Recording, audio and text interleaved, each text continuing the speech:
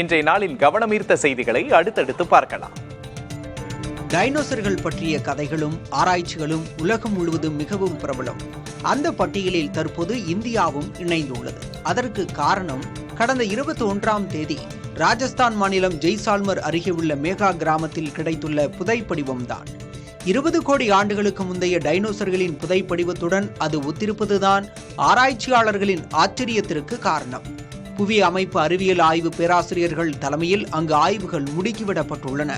இந்தியாவில் முதன்முறையாக டைனோசரை ஒத்த புதைப்படிவம் கிடைத்துள்ளதாக அவர்கள் கூறுகின்றனர்.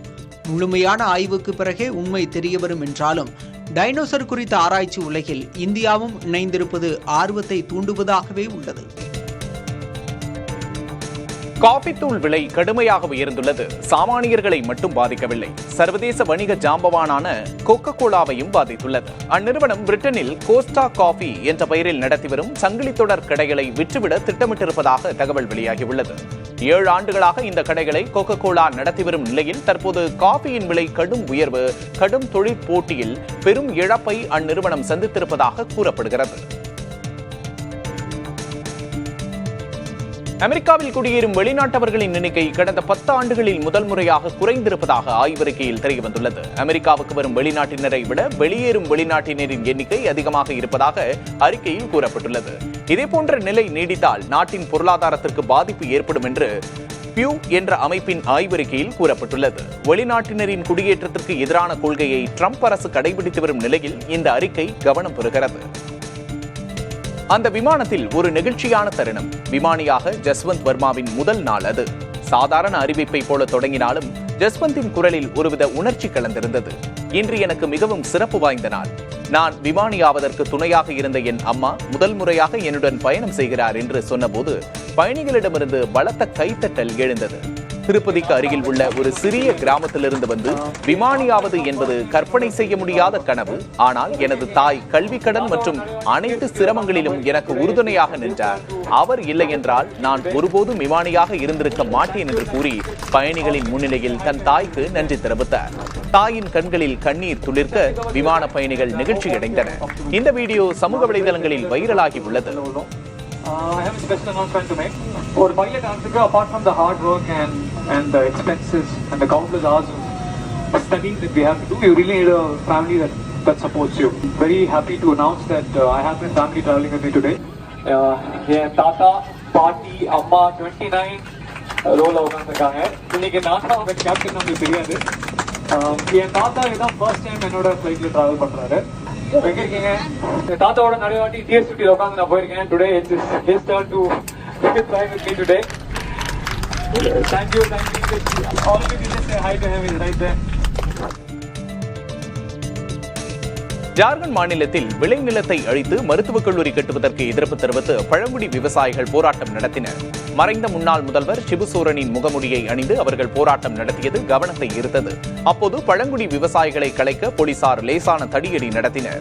மறைந்த முன்னாள் முதல்வர் சிபு சோரன் பழங்குடியினரின் நில உரிமைக்கான போராட்டங்களை முன்னெடுத்தவர் என்பதால் அவரது முகம் கொண்ட படத்தை விவசாயிகள் அணிந்திருந்தனர்.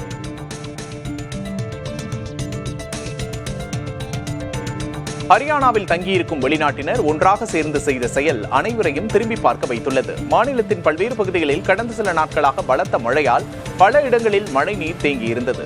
இது தற்போது வடிந்திருந்தாலும் வெள்ளத்தில் அடித்துச் செல்லப்பட்ட கழிவுகள் சாலையோரம் ஆங்காங்கே குவிந்து கிடக்கின்றன. இந்நிலையில் குருகிராமில் தங்கியிருக்கும் வெளிநாட்டினர் இந்த கழிவுகளை அகற்றி சுத்தம் செய்யும் பணிகளில் ஈடுபட்டனர்.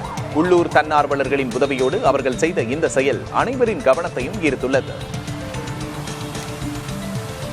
செவிலியர் துறையில் ஆண்களின் எண்ணிக்கை குறைவாக இருந்தாலும் அவர்களின் ஊதியம் பெண்களை விட அதிகம் என BMJ எனும் ஆய்வு நிறுவனம் கூறியுள்ளது.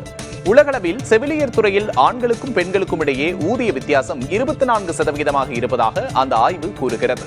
வயதானோரின் எண்ணிக்கை அதிகரிப்பு மற்றும் நாட்பட்ட நோய்கள் காரணமாக செவிலியர்களின் தேவை அதிகரித்து வருகிறது. இந்த துறையில் உள்ள பாலின பாகுபாடுகளை களைந்து அனைவரையும் ஊக்குவிப்பது சுகாதார சேவைகளை மேம்படுத்தும் என்று ஆய்வாளர்கள் வலியுறுத்துகின்றனர். வழுக்கை தலை கொண்டவர்களுக்கான வித்தியாசமான போட்டி அமெரிக்காவில் நடைபெற்றது. இதில் 60 பேர் பங்கேற்ற நிலையில் 100க்கும் மேற்பட்ட பார்வையாளர்கள் கலந்து கொண்டனர்.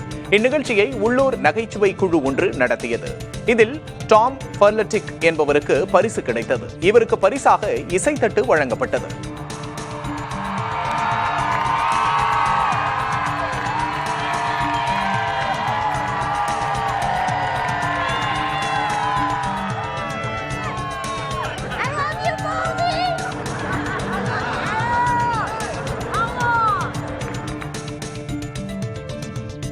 இந்திய கிரிக்கெட் அணிக்கான புதிய விளம்பரதாரரை தேடும் பணியை பிசிசிஐ தொடங்கியுள்ளது. தற்போது பிரதான விளம்பரதாரராக இருக்கும் Dream11 நிறுவனம் அரசின் தடை காரணமாக இந்தியாவில் தனது வணிகத்தை தொடர இயலாத நிலை ஏற்பட்டுள்ளது.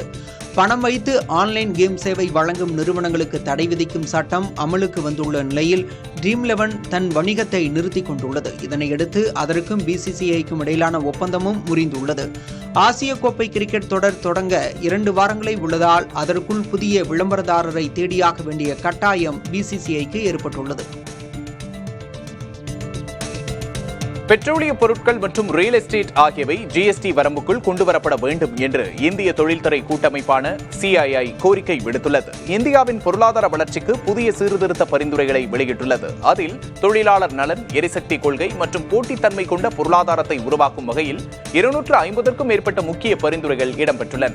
2047இல் வளர்ந்த பாரதம் என்ற தொலைநோக்கு பார்வைக்கு ஆதரவாக இந்த பரிந்துரைகள் உள்ளதாக CII தெரிவித்துள்ளது.